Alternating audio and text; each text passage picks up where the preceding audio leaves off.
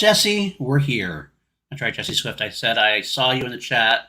I said I had to hit live because I don't want to keep Jesse Swift waiting any longer. What's up, everybody? Welcome to another episode of Scoundrels in the Force. I am your head scoundrel, PLD, and I am here to talk to you about Star Wars, the greatest franchise in the history of franchises, bar none. I do love Marvel. Not going to lie. I love the MCU, but Star Wars will always have my heart. But either way, I'm not alone. I'm here with my buddies, my fellow scoundrels. So let's get them in without further ado. So I'm not just talking to a screen. I wonder how long I could keep this up. Can I keep this up for a long time? Some people are able to do it.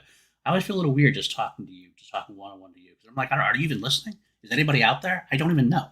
But I know there are people backstage, so we're going to bring them on. Let's bring them on first. Matty Gunner, my friend. How you doing, my friend? I'm doing good, buddy. Shout out to Jesse Swift. I was just on the Flickering Reel channel. You know, with him and Scott Fox, we had an amazing discussion. We talked about What If. We talked about our favorite B movies, which was, you know, a really good discussion. Big Nick Cage discussion. I got to shit on Steven Seagal, which is always a favorite thing of mine to do. And yeah, do you ever stop shitting on Seagal? I kind of feel like you're always got like a constant shitting of Steven Seagal going. Until the day he stops being a pussy, leaves Russia, and actually fights me for less than 5 minutes inside a steel cage, and I get to take years off of his life, then I'll stop. But until that day comes where he tries to pull that Aikido shit on me. Absolutely. And yes, Jesse, you know what? I'll give that to you. I got a loose definition of shit going on. I'm gonna say that if we want to count Spaceballs, I'll count Spaceballs. We will do a Spaceballs episode, a Spaceballs episode on Scoundrels of the Force. Why not? Because we can do the fuck we want. That's what we do. We can have Jesse on for that one as well. Yeah, we have Jesse on, absolutely. Philippe, always good to see you as well. But let's bring on the other Scoundrel of the Force, my brother from another mother from Estonia, Richard R. Jarvie. Actually, you know what? I want to kick you off only because you've seen Dune twice before I've seen Dune once. So I'm still kind of pissed at you. But that's okay. Richard, how you doing? Look at that fucking grin, dude. Look at that cocky ass grin. He's just got. He just came into the backstage, didn't even say anything, just went. Twice. I mean, this is the first time living in Estonia has paid off. Like the actual first time. There's nothing ever good happens here. This is the only thing in my 31 years on this weird country. FOMO. Let me tell you. I almost want to like scratch the whole thing and just go, Jarvie, this floor is yours. Tell us all about Dune. But I don't want to do that either because I want to go in at least a little bit of blinders on. So I'm going to try to check that, hold it back. I only got a few more weeks to go. We're going to be okay. If you spoil Dune, we'll spoil the Emmys. How about that? I wouldn't give a shit about the Emmys that much. So yeah, people. I'm actually gonna just put it to private chat so I don't see the comments, just in case someone feels like they want to spoil the Emmys. I'll let you know what's going on. All I really see is that Jesse Swift has FOMO as well. That's pretty much all you got. So. Legit in the chat. No spoilers for the Emmys, please. Jarvie. If you spoil the Emmys, I will fucking spoil Dune for everyone. That's not good. Well, I will definitely kick you right the fuck out. Let me tell you. I'll be honest. I just need you guys on my team because that way you're fighting for me as well. Well, you know, I think I can do this. Can I do this one? This is not a really spoiler since you already said he's do it. I'll put that up there. He's here. He's there. He's there. We love Ted Lasso. We're going to have a Ted Lasso episode on this show. Okay, so in the opening scene of Dune, we start off with a sound effect, actually, that brings us into the story. Let me guess. It's the... I don't want to know. I am honestly literally decided to do nothing. Like, I'm not watching the old movie. I'm not rereading the old book. I am not reading Cliff Notes. I'm not reading interviews. I watched the trailer. That was it. That's all you're getting. That's all I'm getting. The two trailers, rather. One teaser, one trailer. I'm watching nothing else. I'm going in completely blind at this point. I'm gonna give you one recommendation because people in the cinema missed it. When the movie opens, like when the lights go down, be ready from the very first second because something happens right before the Warner Bros. Logo comes on, and it goes off really quick, and you might miss it. Oh, Yeah, this is not a spoiler. There's just something happens like very abruptly. It's like a weird stylistic choice by Villeneuve. And people in the cinema was, the movie started, and there was actually a Weird sentence. stylistic choice. Whatever do you mean? Yeah, just like be warned, like be ready to catch it from the very first like second. God damn it, Jesse! God There's damn it, where. Mother. I mean, And it looks way more like Nanus in the movie than it does in the trailer. Okay. You haven't heard the always jokes? look like Jiggatus. You haven't I heard the have. jokes? I have. Yeah. I have. Okay. I have. Stand that one. Okay. Sorry also says that. Sorry actually, because Sorry got to see it as well. So I'm glad she's reinforcing your idea. Yeah. Things. So Is it out in Finland too? Yeah, of course. I down mean, here, you guys down are cool everywhere here. except for you. See, this is why I hate Brexit. We probably would have got it at the same time as you Yeah, guys. you would have. You actually would have. We probably would have. God fucking damn the When's conservative government. When did it come out for you, then, Gunnar? October 21st. I was the Just same like as US. Which was the 22nd, yeah, whatever for us. So okay, But- fair enough. But we get No Time to Die a few days early because I'm actually going to be at the Royal Albert Hall the night it premieres. So we get it a couple days early. What day are you That's seeing it? sweet. The 28th, I'm going to the premiere. Oh, 28th night. Wow. Nice. Seeing I'm it seeing in it the on Royal the 30th. Albert Hall. Yeah. Cool. And I don't know what this exactly we're talking about, Mike. But I love you, and I agree. Michael Myers and Jeff Alstrom make a good combination. That's all I'll say. But you know what? We're here to talk Star Wars, so we should probably divert this back at this point. We can spend like hours talking about everything. I wonder is like everyone's. I will say one last thing. I will say is that I always feel like we kind of like keep wanting to do a non-Star Wars show, like another show where we can just talk about all the other shit that's going on. So maybe that's something we'll talk about. Maybe an additional show. The only problem I have with that, of course, is that I have a hard time enough doing this show. You're the man of a thousand more time dreams. than Like else. you don't need any more. I know. But I'm still getting convinced. I'm still talking about it. So we'll see.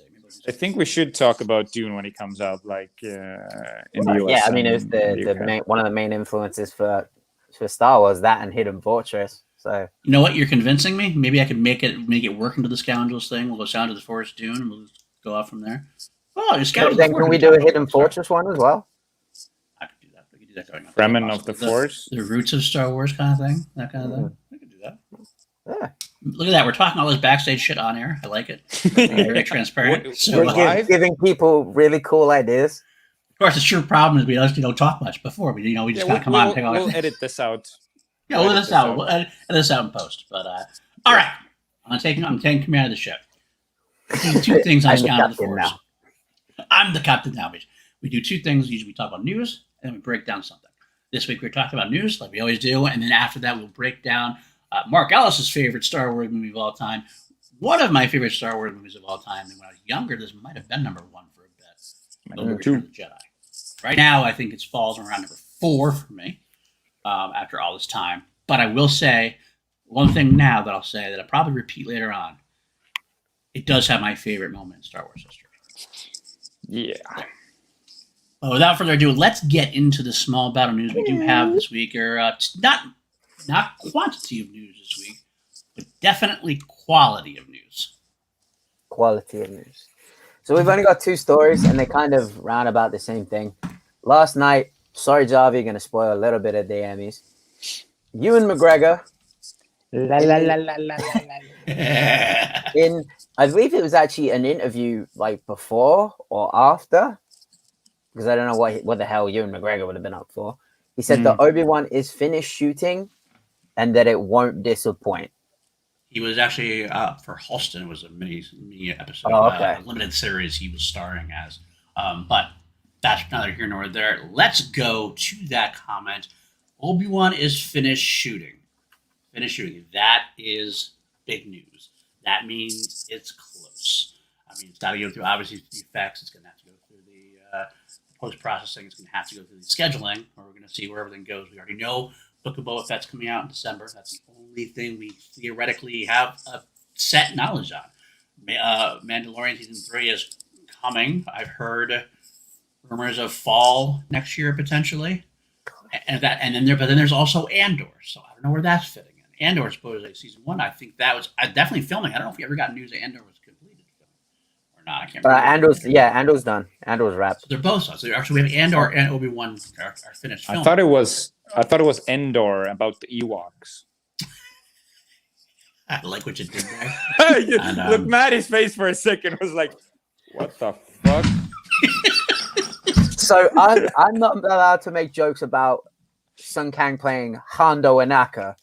But you're allowed to put Cassie and But Endor. your face was priceless. Okay.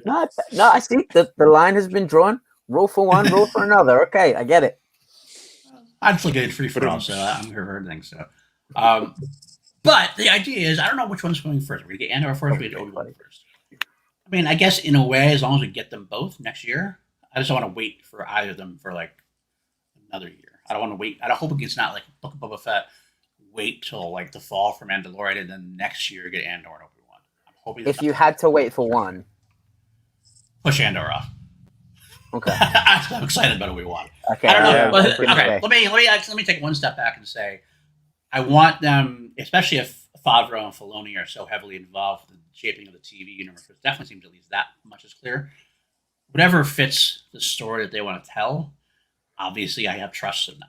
So if they are saying that Andor fits in what they're going to do, I would go with that. However, I kind of feel like Andor is the one that's, shall we say, most outside of all of the Star Wars shows. Obviously, Book of Boba Fett, Mandalorian, the upcoming Ahsoka series, they're all tied in together. I feel Obi-Wan, with its connections to Ahsoka, connections possibly to Boba Fett and Sith and things like that, maybe Grogu may make an appearance at that point, potentially. Who knows? I think that has a chance of being more in tied with the universe. Andor is its own separate thing. It's like way back before anything else is going to go on. So that's why I don't think that's one is definitely connected. So in that case, either way, I will step it back forward. I'd much rather see Obi-Wan first. Okay. Kenobi first. Because they're also That being filming said- the Acolyte here in February, so that can't be too far behind either. Sure, but if there are just certain an extra film or something. Yeah, you should. You can do that. You gotta get on those sets, dude. Out of your fighter. Come on. Apply, Oh, yeah. apply for On-set some order. extra. Or I stunt seriously, work. I went on what's the casting website, Backstage.com. I was looking through it because like they would go under like weird names. So like I signed up for an account, I put my thing in, and I was like, wait, Fighter. get me on the. I don't care if I got to be an extra. I don't care if I got to be a fucking Ewok at this point. If I got to be a 5'7" Ewok, I don't care. Like, just put me in the Sith show. Yeah. That's all it is. And now they're gonna be calling on set for Endor. That's actually going to happen. You just put it out there. Yep, I'm going to be playing the 5'7" Ewok. I got the hair for it. You do. It's right there. So, but anyway, the best part about this statement, honestly, well, I know it's best, but it's kind of interesting. Ewan says it won't disappoint. I mean, What is he gonna say? water wet. Bro, it better not. It better not. I mean, what is he gonna say? Yeah, I filmed it, and gotta be honest, it fucking sucked. It's gonna be awful. It's not even worth my time. I hate it. What is he gonna say? He's gonna say big. However, I can't help but buy into it. And that's because I want it to be right. I want it to be like a real thing. I want it to actually have meaning. But at the end of the day, it's not actually big news. I'm just excited. It's more exciting that it's finished filming. That's the big thing. Let it be finished filming. Let's move on.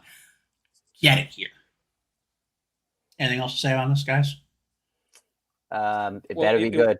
It was delayed, right? There was a pause in filming at some point. Yes. They were supposed to start, and then they went back to the drawing board about the script. Yes, that's what happened. They kind of came had back, script issues. They had some scripting issues they had met, and then there's something that they wanted to work out, and they took it back, and they brought it back, and now it's all done.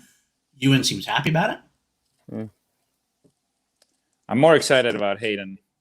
I don't care if Ewan's happy with it. I want to be happy with it. That's true.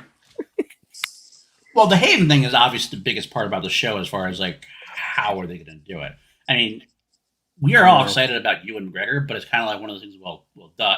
Obviously he's in it, obviously because he's Obi-Wan and it's been announced, but we know what he's doing. Like we kind of know the idea of what he's doing. He's on Tatooine. He is coming to terms with what happened in Episode 3. We know he might be involved. It's all kind of like stuff that seems like pretty much we're not excited about it, but stuff that we're pretty sure of what we're getting, where we're going with it. Hayden, you kind of have no fucking clue. I mean, there's a lot of speculation. You have, obviously, you're seeing Hayden because they're not casting Hayden to be in the Vader suit the whole time. We did see the spoilerish kind of like animated thing, or not animated, drawn things that are shot on our heads that are basically, which was basically Hayden. Can't believe I fucking seeing Hayden's with the mask off, basically, theoretically. So it seems like we're definitely not just going to be flashbacks, which was something somebody had said at one point as well, potentially. So, but what exactly does that mean? Where is Hayden at this point? Where is Vader at this point? Did you hear the thing about the last scene they shot with Hayden? I did not. Why did that? Okay, I won't say anything. You'll talk to me later on. I don't know if you want to spoil that to everybody else. Yeah, I don't want to put it, but like someone put it out, and like it's not much, but if you read into what it could be, and if you let your mind think, like if you let your mind go, like we'll talk about it off thing. But I will say that letting your mind go is great, but at the same time, like that also you gotta reel it in. Yeah, that could be dangerous. Reel it in a little bit. But that is, but long story short, that's what I think the three of us are most interested in seeing what is going to happen with that. Yeah. Am I wrong on that? You guys same agree with that? I agree. And Liam Neeson in this case. Oh, Liam Neeson. I'm sorry. That's true. You got to say that fucking name. Why'd you say that fucking name? But it's a different Liam. It's different Liam. Okay. Maybe if we say it, Liam's got to change his name. Liam Neeson. We got to call Liam Neeson's agent up. We got to get him to change. You got to go by Meal or something like. Go up and use it backwards. Neil Neeson. Just Neeson. Gotta change your name. Neeson. Yeah, Neeson. You gotta change it. But either way, you're right. That is another thing we are talking Qui-Gon. about. Because Qui-Gon has to appear. And I know the whole time he's been saying, he's been very coy. He's been as coy as Andrew Garfield and Spider-Man. So that's not even coy. That's just plain liar. Liar, pants on fire. Yeah. But either way, yes, you're right. That's another thing we're definitely interested in seeing. It's going to be one of those moments where we're kind of like, there he is. Gotcha. Mm-hmm. I want to see it, though. I do want to see it. It's going to be probably... Even if it's just his voice, like, he has to make some kind of an appearance. I actually don't want much from him. I've decided in my long... Really? The whole ruminations of this, I kind of feel like less is going to be more with him. I want him definitely to make an appearance, but if you do too much, it seems like it'd be like, well, this is a little... Where did he go during 4 through 6 then? Or what is Obi-Wan talking to him during any of that? Like, what? That's a good point. If he just, like, is he going to pop in all the time, like the guy on the shoulder, hey, what's going on? Take him. Take this guy. Like, what if like they show like Anakin actually, Darth Vader made a recovery. He's like, he doesn't need the mask anymore. He's kind of like, he's almost put together. And then they have another fight, and then Kenobi kicks his ass again, and now he's all... Obi-Wan has the high ground again? Yeah. And he's still... That's how we see Hayden's face. Like, oh, it's okay, Obi-Wan, I'm fine. Okay, all right, wait. And then Qui-Gon shows up during the battle as Force Ghost. And he goes, Anakin, this is what you did. And it's the little Force Ghost of Liam. No. And it scars him so much. It scars him so much that he can't continue. I mean, that allows everyone to beat him up. I mean, I would cancel my Disney Plus subscription if Liam shows up in the show. If Liam introduced Liam, I'm sorry, Neil introduced Liam. Yeah, that'd be bad. No, if Liam shows up, period, I'm quitting this show. I'm canceling my Disney Plus subscription. I'm selling everything I own that's Star Wars, which is a lot of stuff. And What's the actor's name who played Liam? I don't know, but like you should know that. He can't be in anything good. I don't know. Let's find out. We're gonna find out right here. While you're reading that out, let me jump on to the next topic. Liam, there we go. Sun Kang appears to not be able to keep his mouth shut because he was doing an interview with Ash Crossan, who does great stuff on Star Wars. I love a lot of her interviews and the content she creates. So Sun Kang revealed that he saw Darth Vader on set and that his character has a lightsaber. This immediately sparked rumors that he will be playing either the 5th or the 10th brother of the Inquisitors.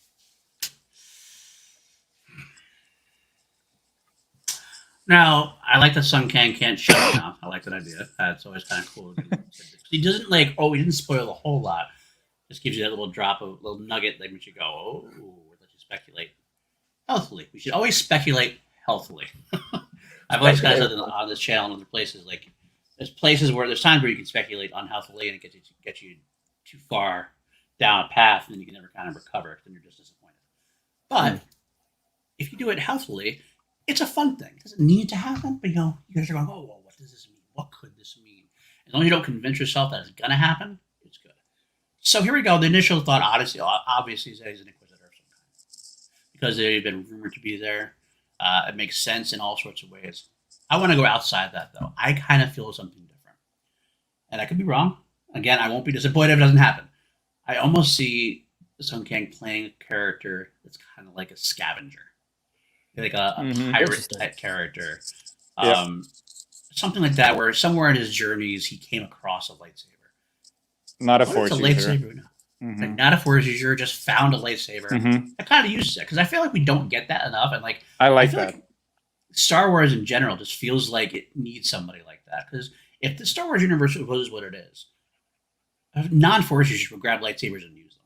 I know they're not supposed to be able to use them for various reasons. They kind of come up with these little things that like made it like, but it just seemed always like bonk to me. Things bonk that Han Solo used one in Empire Strikes Back. He cut the fucking tauntaun right open, slid Luke in, covered in guts. So why wouldn't a high level like scavenger, high level pirate, somebody come across a booty of a lightsaber and he'd be like, fuck yeah, I'm gonna keep this and I'm gonna use this thing. I might not be able to use it well, like Obi-Wan would fucking like disarm in a second, but he might have it, and that could be a cool aspect of the story. So I'd love to have like Sun Kang as a pirate type character, a rogue type character coming to Mos Eisley, meet Obi-Wan, show Obi-Wan his lightsaber, like have the moment where Obi-Wan can't say anything about it because he's trying to hide who he is. So like it's almost like it would be a comic moment. You see him like starting to swing against somebody, and you go over and go, that's not happening. Fuck it. I think it'd be a great moment. I think it'd be hilarious and it'd fit. But either way, that's how I see it actually happening better. I feel like the Inquisitor thing is too easy, and I almost feel like, and maybe I'm wrong, but I almost feel like he wouldn't have said anything about lightsaber if he was going to be Inquisitor. So I think it has to be a Star Wars fan, and he's a Star Wars fan, and he knows what this fandom does. So I gotta believe. I love the fandom though. He said he was during the interview. He said he loved Star Wars growing up. Maybe I overthought it too. I mean, I could be wrong. It could be that he has no idea how deep it goes, and maybe, or doesn't understand how deep it goes. He's about to find out. Yeah, he is about to find out. So I'm sure he does now, and I'm sure actually Lucasfilm has already been like, shut up. Yeah, because Ash's face when he said that, she was like, "Your character has a lightsaber," and like she leaned back. She was like, "Oh my god! Should you have just said that?" That was actually like he kept going like he didn't care. Yeah. Those Fast and Furious residuals. He's probably just like, I don't care. Yeah. I'll stick Vin Diesel on him. That's fine. First off, like Sun Kang, was he like born in Mortal Kombat, or that name is like he's straight out of Mortal Kombat? He does feel like that, doesn't it? He really does. Like at first, like I had to Google just to make sure that you guys didn't put down my character name in there. No, that's actual name. But what was the villain's name in Mortal Kombat? Your soul is mine. The guy. Shang Tsung. Oh, Shang Tsung. Okay, well, okay. It sounds very close. I mean, you've got Kung Lao. You've got Kung Lao. I'm sorry. This might come off now. And Liu Kang. Very inconsiderate of me. Whoa. Don't worry, Monty. Don't worry. I'm not spoiling anything too much. You don't already know. You missed the Dune You missed the Dune spoilers, bro. I mean, you're from the Montyverse. You know everything. So I can't be spoiling you. You know that. So. All right. Well, that is the rest of the news at this point. We'll see what's going on hopefully next week. Oh, actually, no. We do have one more news segment we can kind of just touch on briefly. I threw it in there. Visions begins this week. Right? It's coming out on the 22nd. Yeah, the whole thing is this week. Yeah, the whole thing drops on Wednesday. This week. Whoa. I'd completely forgotten about that. Right. Totally. I was like, oh, it's really soon. I had to say, I'm not going to say who, I did get an offer from somebody, a friend who got a screener to watch it, but I chose not to only because I didn't have the time to really set aside to do it anyway. Where's the screeners? Yeah. I can't say. I've got a lot to say. I can't. The what guy's got a screener. The Damon's got a screener. Ace got a screener. Everyone's getting. Why don't we get screeners? We're Star Wars press now. We're Star Wars press. I'll contact Lucasfilm and make it so. Oh, I just did a Star Trek reference. That's going to knock it. Is this coming from the show from the guy who just said a name sounds like Mortal Kombat? So we're not going to be getting any screeners. I want a refund on my tickets to Celebration, and I want a press pass. There you go. Nice. Star Wars Visions, Jesse. Star Wars Visions. I'm really excited about it. I've heard good things about it. I feel like I'm not. I feel like I've already set my setup high. I'm not like. I don't know I'm going to love every bit of it, but I think I'm going to love a lot of it. Or then stuff I'm going to love, I'm going to love hard. I think that's what I feel like. That's from everything I've heard, from what people have told me. There's a lot of good in there. There's a lot of good. So I can't wait. It is an anthology series, right? Nine stories altogether. 2.5 hours total. Yeah, 2.5 hours total for all 9. Okay, but they're different. They're all separate. They're all separate stories. Got it. So it's and kind of like canon. Well, it's not really a what if, but like similar to the Marvel's what if. Like they're different stories, but they're not going to be any known characters in there. It feels like. Well, Boba Fett appeared in the trailer. Yeah. There was definitely a moment where Boba Fett was in the trailer. So, I mean, you can't say that none of them. I don't know. I don't know. That's not a spoiler only because I was in the trailer, but that's the only one I've seen. So he's probably making an appearance at some point, which makes sense. If anyone was going to make an appearance in this kind of storyline, they'd probably, because they're not going to touch any of the Jedi stuff or Sith stuff, like the old school Jedi stuff or Sith stuff, really, without. At least I think they want to touch that in a more mainstream way first, potentially. But I could be wrong, too. Who knows? I never know until we get it, but I feel like it's all mostly outside of the story. So we'll have to see. It'll be interesting to see either way. We'll definitely cover. I think we'll cover next week. We'll try to cover at least a few of them. I don't think we should do all of them in one shot. We could though. We'll talk off air about that, but definitely next week we'll definitely do some Visions content of some kind. Or our next episode we do anyway, and we'll go from there. Because I am excited about it. I can't wait to watch it. Hopefully, I can watch it sooner than later. So there we go. Always good to see you guys in the chat too. Also, hey, K-Wolf, Wingblade, good to see you. Oh, Sean, what up, boys? Yeah. Star Wars Wanda's, huh? I don't know, maybe. I know you know, Jesse. I kind of know you know. I know you know. Do you know what I know? Do you know that I know? Do you know that I know that you know that I know? Or do I know that you know? Wait, was that a WandaVision joke or? What, the Star Wars Wanda's? Yeah. Possibly.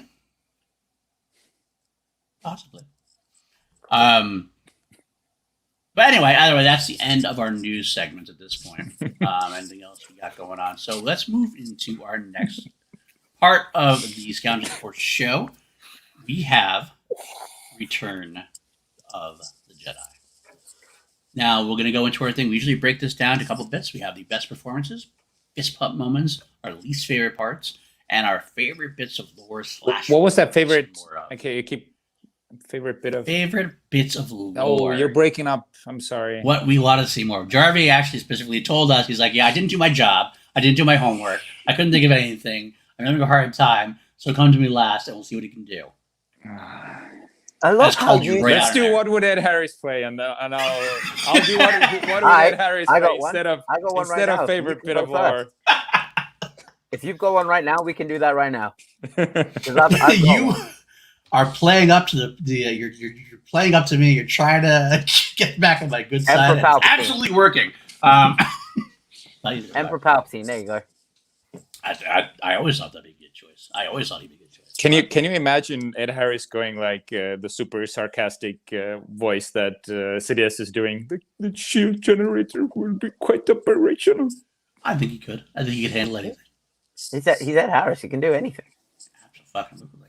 The shield's up here. You're down there. You walked into the wrong goddamn throne room. Station. Han's just down there in the shield generator. I will not give that order. What the hell's the matter with you, man? Ceasefire! And that's why there's no screeners. Because we were never there. We were never there. All right, let's get to it. Return of the Jedi overall thoughts, and then we'll go from there. I'll start with my overall thoughts. When I was growing up, I said this earlier. This was one of my favorite films growing up. I actually probably was the one I watched the most as a kid because it was the culmination. It's everything was leading to this. Empire was now my favorite movie, but at the time had a down ending, and you wanted to see how the whole thing was going to end. First one was a fun adventure. Second one was this down second act. This is where everything finally happened. What we wanted to see happen: Luke versus Vader. The Death Star happens again, which didn't bother me as a kid, but it's a little dated now. The more I get farther and further from, I'm like, wait, so they actually really decided that we're just going to do the Death Star again? Okay. I mean, nowadays you're okay with it. You're okay with it, but I do see the problem with that inherently. But definitely didn't bother me the first part. I think having lived with it for 40 some odd years now, it's kind of like I'm way past it at this point. So it's not really a problem for me. But this is what I definitely went into at the end. As the years have gone, my fondness for this film has slipped a little bit in terms of, because I understand there's definitely some potential problems. Obviously, I believe Richard Marquand was definitely much more of a yes man than Kirshner was for Empire. And I think the Kirshner's, shall we say, ability to fight with Lucas a little bit led for a better project overall. George Lucas works better when he has people to kind of like not rein him in. I guess is not the wrong word, but kind of like just kind of like say, this is good, let's tweak it. Whereas Marquand always felt like he was kind of like, okay, it was almost like a George Lucas directed film, almost to me, to be honest with you. It's not a bad. Is that a bad thing? Exactly. It's not necessarily a bad thing at all, because George Lucas, I love George Lucas, but at the same time, there's some potential issues. We obviously have, this is definitely far more of a toy movie. Let's put it that way. It's definitely far more of we're going to sell the toys at this point. We're going to things up. They have the Ewoks added. Do you have a problem with the Ewoks? I don't as much as other people do. I think they're fine overall. Same here. I like the Caravan of Courage. The Ewok movies. We're going to do that at some point. I have never seen it, though. Well, you love it. I mean, Jarvie, it is a TV movie from the 80s. But it's still, so it's definitely you got to look at it through that lens. But it's still a fun family adventure film. It's definitely more of a family adventure film than Star Wars was. But, and yes, Monty, action figures. Thank you, action figures. Maybe I could be even older than that, Jesse. You don't know my age. You don't know how long of what I've seen. So, and that's true. I did see that Jesse Swift on the Finally Tailored. I don't know if you guys watched Finally Tailored. Taylor and Jacob have this bracket matchup. It's fun. It's a lot of fun. A lot of fun to watch. Okay, I'm about to probably insult this show and you two. Not gonna let them say anything about that. We're done there. Not gonna let that happen. Not in this show. That was like perfect timing as well. That was perfect timing. Are you gonna behave? Are you gonna behave? It's like mid-sentence. Yes, Dad, I'll behave. Sorry, Dad. We're not gonna have that talk. We're not gonna have that talk here. Because it's still, even though I'm talking a little shit about Return of the Jedi, it's still my child to a degree. It's still my family. And I love Logan. I love Logan. We could have that discussion later on. But at the time, I would say Return of the Jedi. Just to finish my thoughts over it, there were some lesser parts. Obviously, like the Jab opening sequence is good. The Ewok stuff was okay. I kind of almost wish we had the Wookiees like it was originally supposed to be. That's what it was supposed to be Planet of the Wookiees, but because Lucas never knew what we were going to get more than episode 4, he's like, I'm going to take one of the Wookiees and make it Chewbacca, make that Han's partner. And then when he got to, he's like, I can't have a Planet of Wookiees now because I already used the Wookiees, which to me made no sense. It actually would have been kind of cool to see Chewbacca amongst a bunch of Wookiees, which would have been kind of cool in a way. But they said, no, we're going to cut him in half and pull a Liam into a Neil, Wookiee into an Ewok. That's what it did, basically. But I didn't mind any of that, really. It's just the tone of the film was definitely much more family-oriented after Empire Strikes Back. Darker tone. It was definitely much more of a happier tone overall. But I will say, and I will continue to say this till the end of my days, that is my favorite ending of anything the Star Wars universe related. The whole throne room sequence. Everything else is fine. Everything's great. But the Luke, Vader, Palpatine trio is pretty much perfect for me. It is perfect. And we'll get into this more with fist pumps and favorite bits and all that stuff. This is my overall feelings. I know overall what your feelings, fist like I pump said, is. at the overall point, fourth favorite film of all time, favorite part of Star Wars history, and a very solid and spectacular way to close out the original trilogy. By the way, your overall thoughts? My overall thoughts. I remember seeing Luke in all black, and I know, like, going from the thing, like, it was originally brown, but seeing the hero wearing all black, and I know there's the Johnny Cash phrase, the good guys wears black, and I was just like, see, wow, I can't believe you just did that. I can't believe you just did that. That was very striking.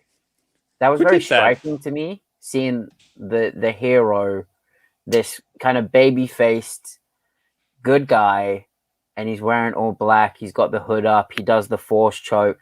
I was like, wow, like, okay, like they're taking the darkness from Empire, and they're one up in it. But then, like you said, right, like, then you get the Ewoks and everything, and I was like, oh, okay. Right. So, like, for me, it's that middle bit.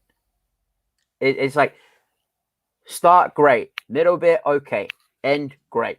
So that middle bit, kind of, I could do without a little bit. Could have done without. I get that. Absolutely get that. It's definitely kind of a pacing thing at that point. I get that. Mm-hmm. Great. Jarvis, how about you? I agree with everything that Maddie said because I didn't hear anything. Okay. That makes sense. Because I got disconnected. That's a good way to live life in general, just agree with what I say. This is my second favorite Star Wars movie of all time. All right. And, all right. And it's actually my introduction to Star Wars. I think I've probably said this before, but I think I was about 5 or 6 years old. I was living with my dad. He was watching movies like late at night. I was sleeping, and he was watching Star Wars. And whenever there was a lightsaber fight, he would come to my room. He would wake me up in the middle of the night, like 2, 3 a.m. Like, Bricks, there's a really cool scene. You gotta come. You gotta just come see. I was like, oh, I'm so tired. Going in front of the TV, mesmerized by just seeing glowing sticks going.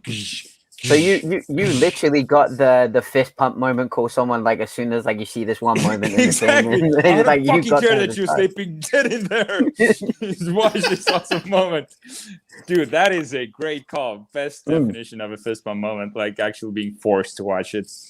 And and he only woke me up for the action scenes because when they were talking stuff like that to a 5-year-old didn't really mean much.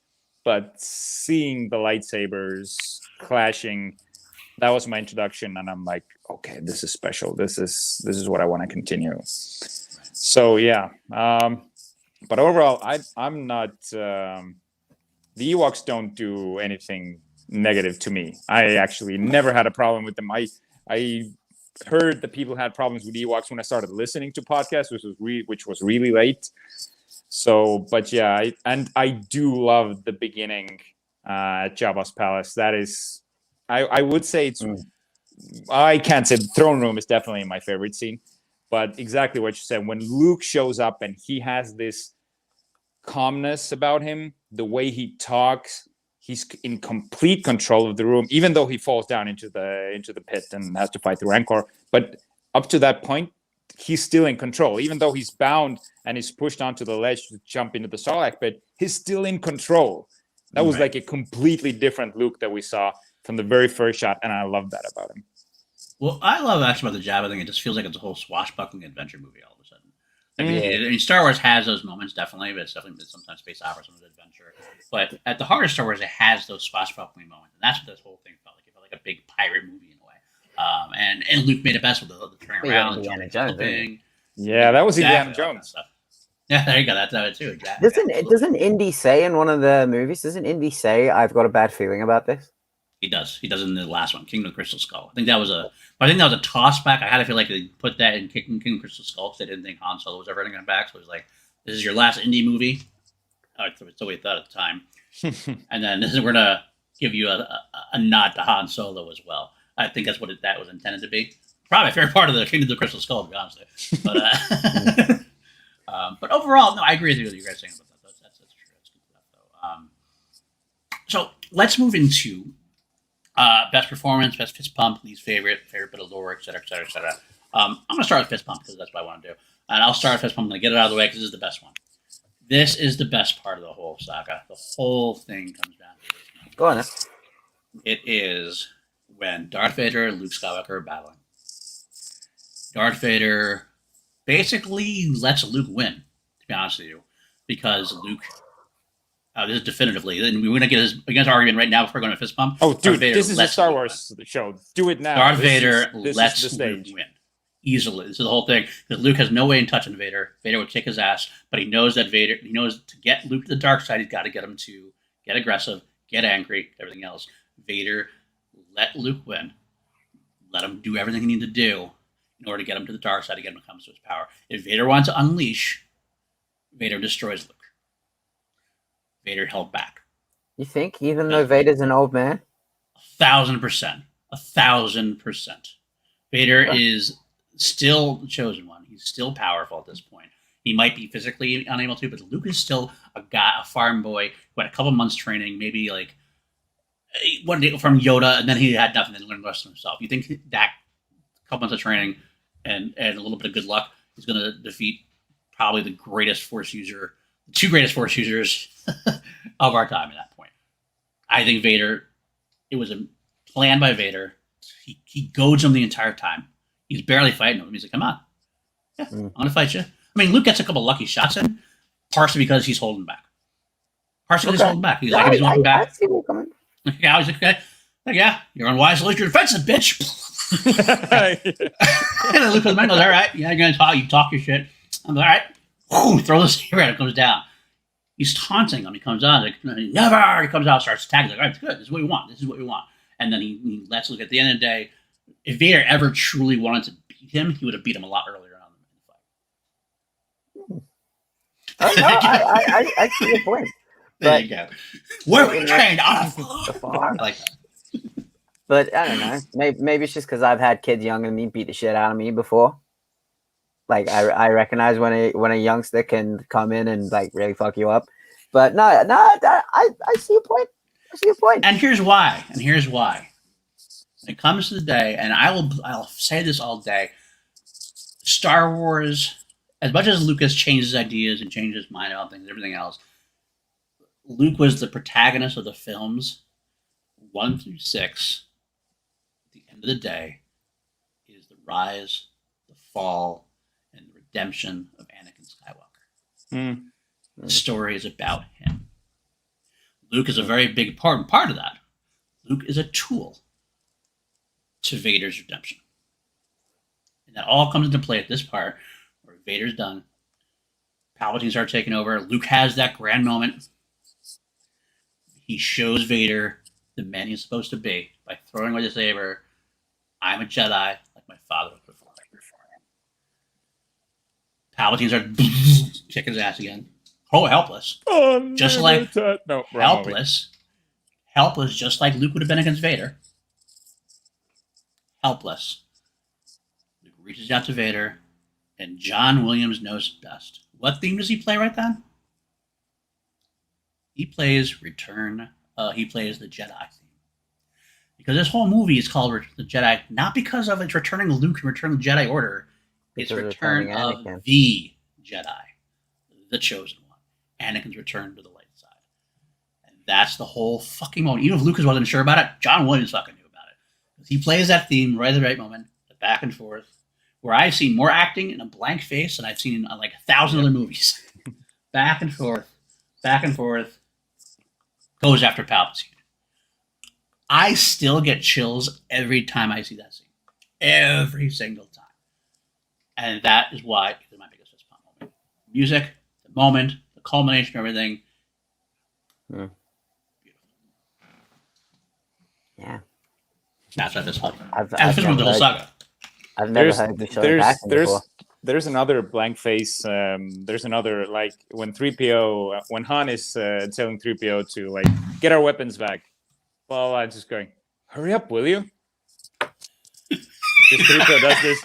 That's like the most comedic moment in the entire movie, and a freaking droid does it. Yeah, that was pretty funny. That was a great moment from 3PO. And Pat, you can say anything, but you're wrong. You are wrong. I'm reading this. I don't care about it. You're wrong. Go ahead. What about you, Matt? How about you? What do you think you want to add to your fist pumps? My fist pump moment it's a little shorter. It's a little slapstick, but it's a bit on when they're on the sail barge, and he's fighting on one, and then Han just says, Boba Fett, where? And then he turns and he hits him with the gaffy stick, and he sends him flying because he knocks him in the jetpack. It is kind of this. It's kind of like a slapstick comedy moment. Oh yeah.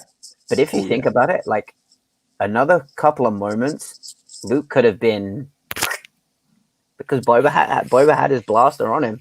He was like he was ready to go. If Han hadn't, turned around, literally just turned around and knocked him flying into the Sarlacc pit, we may not have had the Return of the Jedi period. That's true. That might have been the movie over. Well, that's a good point. Jesse Swift in the chat saying the Rancor death is the fist bump. Hey, I got that. Oh my god, why did they add the dog whimper? Like the gate is like, woo! You're like, oh my fucking god, I feel so bad now. Like, give us a roar. What the? Why did they do that? I'm like, no. And then the dude comes out like Malakili. Yeah, he's like, oh. It's like, you feel bad for the guy. Just that? Avoid his Rancor. Poor boy. It was great, though. It was great. All right, let's move on to best performance. Sure, let's Jarvie not get his fist pump in.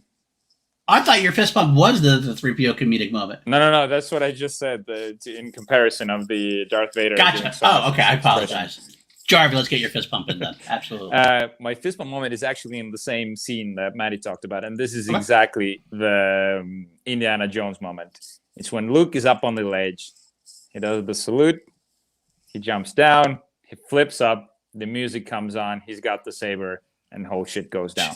Like, I know this is the most like what a 5-year-old would love about that movie, but that is just that actually just made me today like, fuck yes.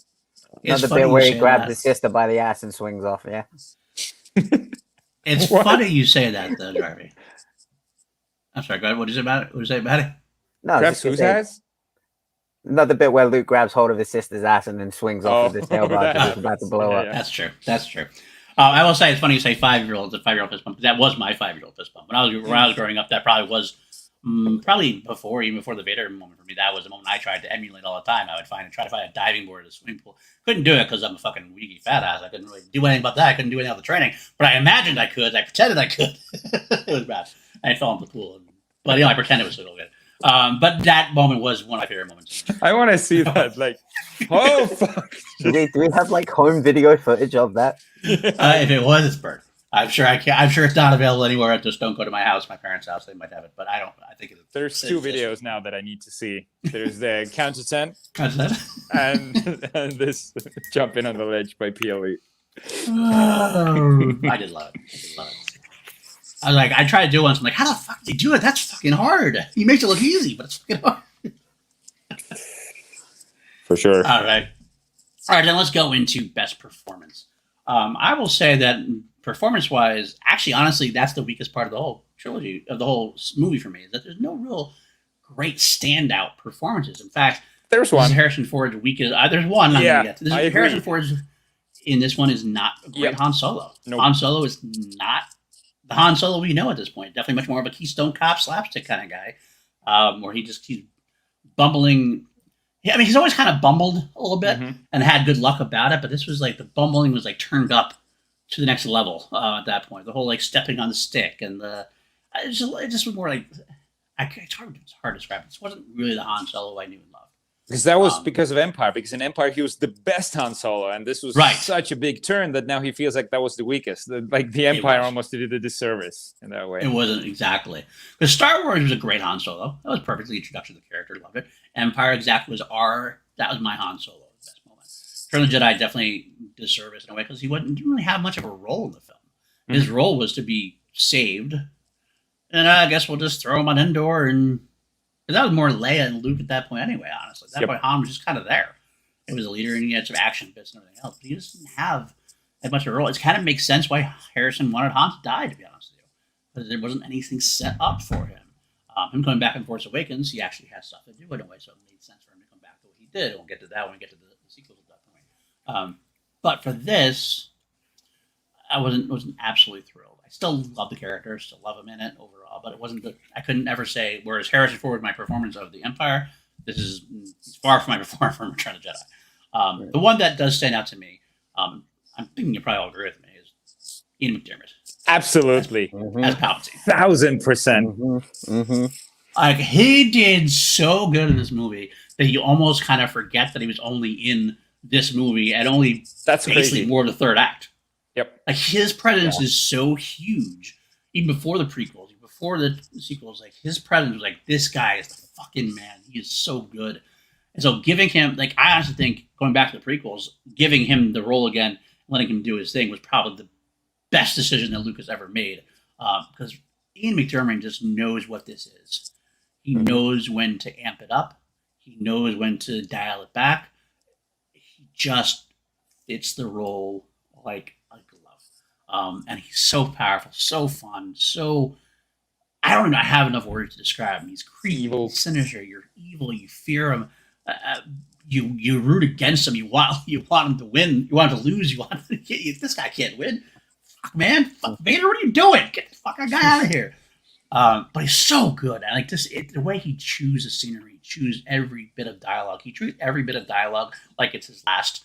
And I'm going to savor each and every word and chew on it and deliver it with such depth of evilness that you can't not just be like, wow, you're fucking awesome. Fucking awesome. So yeah, that's my performance of the and I would have to agree for mine, because as a kid, Ian McDermott as the Emperor scared the shit out of me. Like, he truly, like, as a young child, the Emperor scared the living shit out of me. And Ian McDermott also has one of my favorite quotes from Star Wars, period. One that I quote myself to this day, where he says, "You will pay the price for your lack of vision." No, do it better than that. You gotta do it better than that. You gotta do lack of vision. It's like a lack of vision. You gotta spit it out. All like vision. It's almost like it can't quite come out. He's got to like force every single word out. Pay the price for your lack of vision. Important plans. I don't know if you know, it's a Friends joke. I don't know that, but it is like, I mean, it's great for parody, because you could just have somebody. It's like Daffy Duck spitting in a way that I always want to see Daffy Duck as the Emperor in a parody way. Oh my god, that would be amazing. But it's so good, so good. And I guess Jarvis, you obviously already agreed with us as well. Yeah, well, I feel like at this point saying Ian is kind of it's a fact. But what I started off by saying the first time we see Luke, and why I love Mark Hamill in this one the most, is that you can feel his growth the most. Like, and not by his physicality or anything, just the way his screen presence is felt. Like what I said, like he feels like he's changed so much between 5 and 6, and I love how he portrays it. He almost underplays it. He does very calm. There's not a lot of emotion in his face, but it just works, except for the throne room, right? He's all out there. Right. But the other stuff, he's very toned down, and I love that about him. So he would be my not the close second. He would be a second. First place definitely goes to Ian. There's no question about that. I would give an honorable mention to the Ewoks for their performance of Yub Nub. There's a question I'm going to throw out there right there, real quick. Yub Nub or the newer John Williams theme that plays for the special editions? Yub Nub. I don't understand the question. The end of Return of the Jedi, they had the special edition. The Yub Nub song was the way they used to end, with the Ewoks singing, Yub Nub. I don't think I've seen that one. Oh, never seen the original, so you've only seen the John Williams I think so. At the end? Wow, I think so. Interesting. Well, I might have seen him, but I think they're all like faded now. Oh, okay, we have to go back and watch the scene. Is that because of like all of the Lucas like reworks, and that's how they part of the special editions. Lucas because there's decided to change it. The special editions are like the only editions that we have now, except for the like VHS rips or something, right? Right. Yeah, you can probably find it on YouTube if you want. I figured like when you saw it originally, it was probably the Yub Nub way. I do want to get a VCR and just get the Return of the Jedi VHS and just watch it like that. I do have a question about the Ewoks, though. Are their eyes also redone? Like, you can see their eyeballs, and I don't remember seeing their eyeballs before. Yes, Or the is Ewoks that definitely got redone. I'm okay? 99% sure the Ewoks eyes. Just super creepy the way their eyes look. I'd have a pet. Yeah, that's kind of weird. Either way, what about you? You're going to go with Yub Nub then, Maddie? You say Yub Nub? That'd be my honorable mention. Like Ian McDermott is the numero uno. He's the top dog. But that performance of that song slaps, as the kids say. So Slaps. Fair enough. I actually am going to go against the grain. I love the new John Williams theme. I do. I loved the Yub Dub thing. I mean, it's great, If but I ever saw the Yub Dub theme, I'm fine with doing it. I felt like the ending with the John Williams sweeping score kind of fit better as far as being at the time, the end of a fantastic saga. Especially with the showing of different planets. Like the Yub Dub theme didn't seem to fit when they're showing different planets. They're showing all these things. It kind of seemed like it was a weird juxtaposition. So as much as I'm fine with Yub Dub, I do love the John Williams score as well. So mark me down for one on the John Williams score.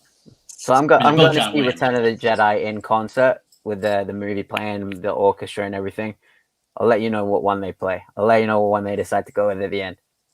I'll be interested to say. I wonder if they would. I mean, my gut says they have to do the new way because that's what Lucasfilm wants. Yeah. But especially because they're going to be playing the special edition, they're not going to be playing like the original. I think. But I'll start singing the Yub Nub. There you go. You start thinking Yub Nub. I'm okay with that. I actually have a new fist bump moment. It's when they're at Jabba's palace and the band goes on, and then the lady starts singing like. He's got a real good voice. The Jedi Rocks theme was definitely a disaster. Why don't we just segue into the least favorite part of the I think movie? you just did. Yep. I think you just did. Yep. So I get the only argument I have about that is I hate almost saying that I almost want to try to do a deep dive to see what my original least favorite would have been. Because I hate using this because you could just kind of throw it, it's a Lucas special edition thing, so it's not really. I mean, it is part of the movie, but you know what I'm saying? As far as I wonder what would be without it. But if we didn't, then absolutely that's easy least favorite part of it. What do you think, Maddie? See, mine's kind of a little bit of a cop-out, and it's not my least favorite because I don't think it should have been in there. It's my least favorite because it still upsets me to this day. But anytime I see Yoda's death, it a part of me dies inside. I'm just especially what's the line about Twilight coming and the darkness and yeah, that's it. And man, I don't even want to think about it. It's such a sad moment. It's weird that you say that because to me this felt very peaceful and sort of a very positive, warm moment. But it's so sad. Look at the face that Luke makes as well. He's so little. Isn't that the way you'd like to pass? Comfortably No. under a blanket, sort of just go No. How do you want to go? How do you want to go, Maddie? Out in a blaze of glory. Okay. I don't plan on being old and fading it. No. You're here for a good time, not for a long time. Yeah, I'm here for a good time, not a long time. Does that mean in battle or in battle or in bed with the Twilight dancer? Either or. Either or. As long as you tell my story. Fair enough. It's hard to say, honestly, because I agree. Because most of my bad things are all about the special edition stuff. This is the movie that had probably the worst special edition ads. I never minded almost anything in A New Hope outside of the Han moment. Empire, I thought actually had the best moments. Everything they added, Empire was. Did you hate the Jabba tail thing, when Han's stepping on the? Yeah, tail? that didn't bother me like it did for people though. Honestly, he stepped over it. Kind of was one of those. I felt like it was kind of a wink and nudge at the audience. You knew this is our way of faking it. We know you can't really do it the way. It's just kind of a ha ha ha moment. And that didn't bother me. Kind of it took me out a little bit, but at the end of the day, I accepted it pretty easily. But Empire, outside of like the Luke, no, as he fell down, but then they took that out again, so we're okay. So I guess the only thing the Return of the Jedi has the Jedi Rocks thing. It also has the fucking Vader. No, and I'm like, that's fucking ridiculous. That almost ruined that moment for me. So I try to like have to watch it without, or at least try to like I kind of like my ears closed to that moment. Luckily, I've seen the original so many times that like I can almost tune that shit out. Because otherwise, there's not a whole lot specifically that I didn't like about Return of the Jedi. It just wasn't as good as Empire and Star Wars. You know what I mean? There wasn't anything specific. It was like, that's the moment, or that's the battle. I got one. That's this. That's going to bother you, I think. God. The way Obi-Wan tries to explain his big lie to Luke. I love that shit. Was right from a certain point of view. I dug that. I'm all good with that. He's like, oh, you master manipulator. Oh, no, Obi-Wan. Like you Obi-Wan silver-tongued devil. Obi-Wan Kenobi, played by Ewan McGregor, is, I'd say, my favorite character in Star Wars. Alec Guinness as Obi-Wan is like, he's a dick. He's a negotiator. That's what he does. He's killing the dead job. Jesus. He lies to Luke. He's like, oh, fucking gonna die now. And then didn't tell you a lie. Just didn't tell you everything. Well, that's what he does. He's gotta get Luke to where he needs to be. Liar. Fine, he was a liar. That's okay. But the very best performance in Return of the Jedi is at the very end when Hayden shows up and gives us the big smile. All right, you know what? Should we actually have that that quick conversation before we start wrapping up stuff? And we have a couple more things to do. We're getting a little late, but I got to be plenty more with that. The ending with the new Hayden being the new Ghost versus Sebastian Shaw. Jarvis is fine with it. You didn't hate it. I start like. I love this more and more every time I watch it. I'm like, fuck yes, Hayden. Yes, Hayden. Nope. And you're against it. Maddie, talk to me, Maddie. Besides saying no. Why? We've just seen Vader's face. Okay? He's an older man. Why would you show him younger as a Force Ghost? Like, I get it. That's where he died as a Jedi. I look pretty young.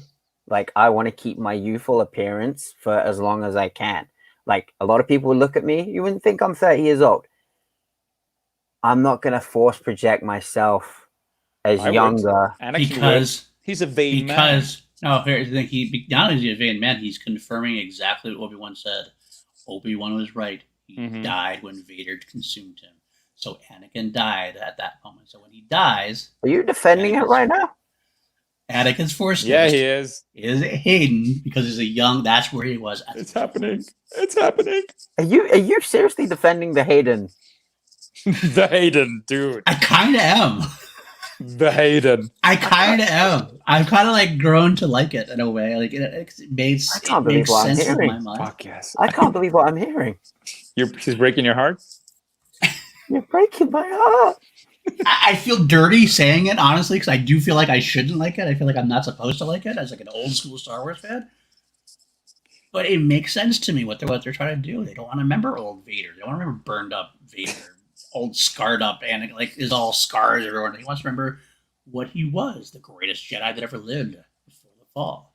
Maddie's face is like when Luke tells Leia that Vader's his father. Leia just goes, "Your father." Like, have you seen her face? It's actually like she's disgusted by this information. But yet she was pretty happy when she found out that she made out with. She was pretty happy when she found out she made out with her brother. Yeah, I always knew. Didn't mind that. I've always known. Well, but Jamie loved Cersei. Christ. Mother of Dragons, Mother of Jedi. Please send us screeners to PLD at Issue Project. Oh my god. Okay, let's move on. We're getting incest is only relatively fun. Let's face it. Relatively fun. We're definitely getting canceled. I'm loving this episode. This is my favorite episode. Well, I'm glad you're loving it because it's probably going to be our last. Maddie, let's get into the favorite bit of lore. Favorite bit of lore. What's your favorite bit of lore? I want to know what Jarvis is first. Be right back, guys. No, I'll be honest. I've got nothing. Okay, that's fine. I'm sorry. This one was kind of a difficult one to pull off, but like, I kind of want to know more about what Akbar was up to in the meanwhile, because I don't know why. Like, he just seemed to have like such a in-depth knowledge. I want to know. Actually, I'll tell you what I want to see. I want to see how the Bothans got the plans for the second Death Star. We've had Rogue One. Rogue 2. Make Rogue 2 happen with the Bothans trying to get the plans for the second Death Star. That's what I want. Okay. I dig that. Bothans, yeah. They look very odd, though. They are. Cool. They're cool in a way. You know what I like to see? Part of it, I don't know if this is... I actually had a couple things in mind. One of the ones, but agreeing with the Akbar part, is I kind of left us and seen more of Mon Mothma and Akbar and the Higher Council in a way. Seeing how the higher Rebellion Council, like where all that went into that. But I just get kind of bits, strips, and drabs of that. We had like General Dodonna in episode 4. We got Mon Mothma in episode 6. Now in Rogue One, they kind of showed you Dodonna and Mothma and Bail Organa and things like that. I kind of like, there's this moment in the Legends book, the Thrawn trilogy, where you get to see more of that. There's Senator Garm Bell Bliss, who's a character who's not canon anymore. But there's one of my favorite parts of the Thrawn trilogy that doesn't involve Thrawn or Sabalth or anything like that, where like it was this backstory that Zahn had come up with about how when the rebellion was started, it was Mon Mothma had the was a big rebellion person, the head of the rebellion. Bella Bliss was this person who started the rebellion with her. It was kind of like, in a way, how like they kind of turned into the Saw Gerrera, as in like Bella Bliss had his own like splinter rebellion group, but instead of being like savage like Saw Gerrera was, Bella Bliss was they just had different political opinions. But Bella Bliss had a strong force, but it was kind of dwindling. And there's this one moment in that Thrawn trilogy where Bella Bliss and Mon Mothma had a couple scenes, and Mon Mothma couldn't it was this like whole pride bit, and like Bella Bliss wanted to join up, but like he couldn't do it because they had this like fight. And it was great. It was a good kind of cool moment where eventually Bella Bliss and her share this moment, and he wants her to ask him to come back, but she doesn't. But he kind of like there's this great moment where she kind of looks at him, and nothing's actually said, and he offers to join back to like save pride. It's just I'm kind of getting into too much, I guess now. But I do like to see. I would like to see more of that kind of stuff, like to see how that all went down. Maybe to continue that as well. It could go long ways, because that's another thing about it is like going past Return of the Jedi and the formation of the New Republic. There's not a whole lot said about Mon Mothma in canon now, as far as what happened afterwards. I mean, she's got moments here and there, and there's the Bloodline book, which mentions her a little bit, but a lot of what has gone on unsaid. So I think that's what I'd like to see more of. Yeah. So, Joey? Pork Gullet! You want to see Pork Gullet in Return of the Jedi era? Okay, fair enough. I guess that's it then, folks. We are in that. That's our show for today. I'm sorry, I right. totally unraveled you guys today in this episode. Like, when you did the pork, I was like, "Oh my god, what?" All right, Charlie, where can the folks find you? You can find me at Richard Eric with a K Jarvie on Facebook and Instagram, and here bi-weekly, sometimes every 2 weeks, sometimes not at all. That's what bi-weekly means. Yes. Thank you. Gunner, it's one of those days. It's one of those days. I can't. You can find me on Twitter at Matty Gunner, Instagram Matty_Gunner. You guys can find me here every 2 weeks with these guys, and every Wednesday and Sunday on the OEU MMA show over on the Wild Jones Podcast Network. All right, and you can find me at Paul_Deduzio on Twitter. You can find me on Action Industries on a weekend basis. Find me the FCL every Tuesday on the Schmodown Twitch channel. Head right here with that, and we got some cool matches coming up this week. We got Max, the dad, going up against Brennan Marr. And we also have Mr. Kofi Outlaw going up against Alex Marzonia. Both great matches, which are going to have some implications in the future of the FCL. That's all I'll say there on that. So stay tuned to that. And I'm getting closer and closer. I threatened for a while, but I think I'm getting closer to doing that Queen podcast I talked about. Probably do more of an audio show, only my bits and grabs of like 15 minutes here, 15 minutes there, 10 minutes here where I have time to edit it. Stuff won't be a live thing at all, probably. Getting closer on it. And then Jarvie and I and Maddie and I will talk. Maybe we'll do something else later on. Maybe do Dune. Who knows? We'll see. Let's do when you guys see Dune. Let's just do like a movie show that's about Dune, and we can talk about other movie news stuff as well. Like a one-off, maybe. Just exactly. Let's just have some fun. So we'll just the tip, see how it feels, and then we'll go from there. Yep. That's what you're saying. So okay, fair enough. Just don't shaft me on it. All right, guys, that's it. Love you guys. Take care. We will see you next time where we'll be talking visions. Until then, the force be with you.